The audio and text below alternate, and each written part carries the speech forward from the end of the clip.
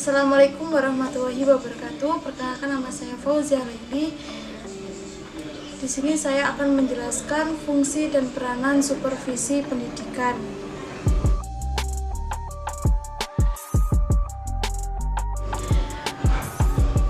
Di sini saya akan menjelaskan sedikit tentang supervisi pendidikan. Supervisi merupakan proses bantuan bagi guru untuk mengembangkan kemampuannya yang meliputi pengetahuan, keterampilan mengajar, dan komitmen atau motivasi guru. Supervisi sebagai pengendalian kualitas, kepala sekolah sebagai supervisor bertanggung jawab memonitor proses belajar mengajar di sekolah dengan cara berkunjung ke kelas, berkonsultasi dengan guru-guru yang dapat diharapkan pendidikan mampu menilai dan mengetahui kemampuan siswa. Ada beberapa pendapat yang menjelaskan fungsi supervisi pendidikan. Yang pertama, pendapat Malik, supervisi pendidikan kinerja guru dalam proses belajar mengajar memiliki 3 fungsi utama, yaitu yang pertama, supervisi kurikulum untuk menjamin penyampaian kurikulum dengan tepat. Yang kedua, perbaikan proses pembelajaran dengan membantu guru merencanakan program akademis. Yang ketiga, pengembangan profesi dalam melaksanakan program pengajaran. Yang selanjutnya adalah menurut Swaringan PTA terdapat 8 fungsi supervisi pendidikan. Yang pertama adalah mengkoordinasikan semua usaha sekolah. Yang kedua adalah memperlengkapi kepemimpinan sekolah. Yang ketiga adalah memperluas pengalaman guru-guru. Yang keempat adalah menstimulasi usaha-usaha yang kreatif. Yang kelima adalah memberi fasilitas dan penilaian yang terus-menerus. Yang keenam adalah menganalisis situasi belajar mengajar di sekolah. Yang ketujuh adalah memberikan pengetahuan dan keterampilan kepada setiap anggota staf. Yang kedelapan adalah mengintegrasikan tujuan pendidikan dan membantu meningkatkan mengajar guru-guru di sekolah. Yang selanjutnya adalah menurut pendapat Samber memiliki pendapat fungsi supervisi pendidikan. Yang pertama adalah fungsi penelitian, di mana di sini itu supervisor menggali informasi-informasi atau masalah-masalah atau kendala-kendala yang terdapat dalam proses belajar mengajar oleh guru dan mencari solusi bagaimana untuk menyelesaikan suatu masalah atau kendala-kendala dalam suatu sekolah tersebut.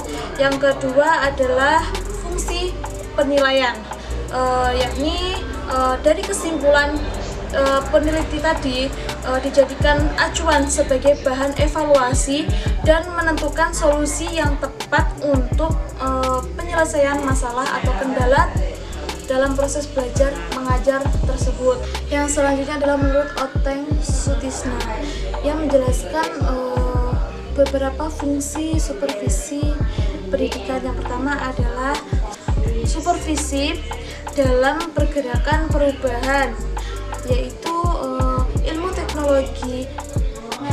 teknologi dan informasi yang sangat pesat membuat para supervisi untuk meningkatkan kualitas belajar mengajar di sekolah.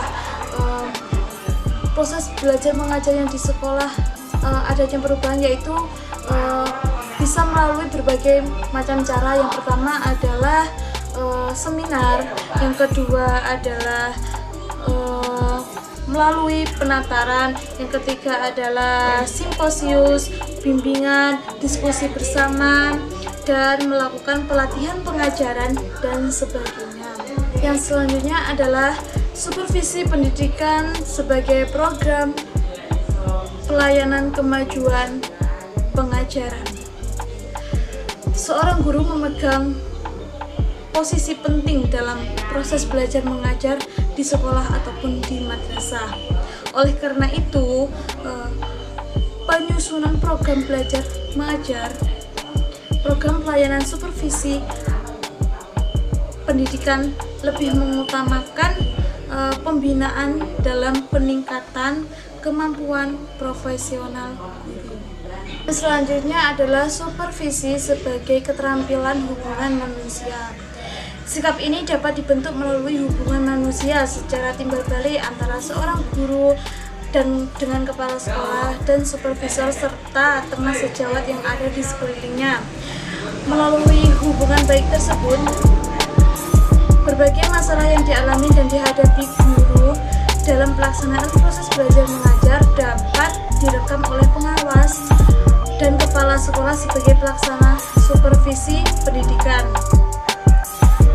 Dengan mengetahui masalah yang dihadapi oleh para guru terhadap perilaku para guru, maka supervisor atau kepala sekolah dapat memberikan bantuan bimbingan profesional baik secara individual maupun kelompok. Yang selanjutnya adalah supervisi sebagai kepemimpinan kooperatif. Pelaksanaan supervisi pendidikan sebagai kepemimpinan kooperatif berasaskan demokrasi yang melibatkan personel-personel yang terkait dalam pembinaan tersebut. Supervisi pendidikan mempunyai peranan untuk mengembangkan kepemimpinan terhadap guru-guru.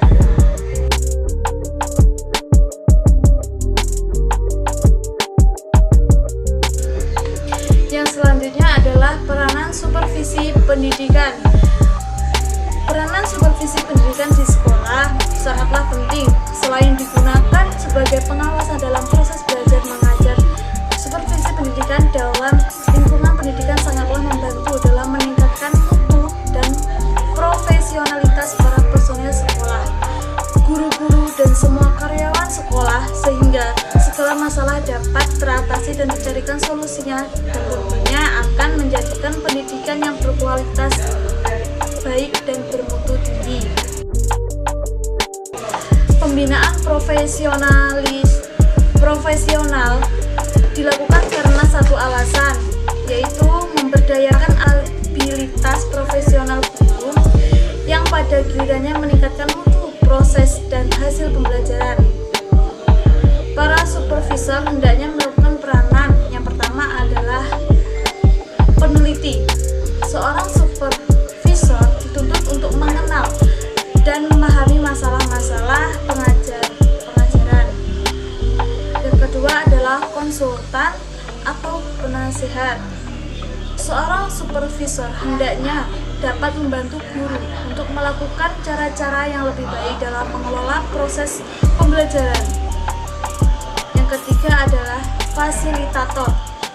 Seorang supervisor harus mengusahakan agar sumber-sumber profesional, baik materi seperti buku dan alat pelajaran maupun sumber manusia.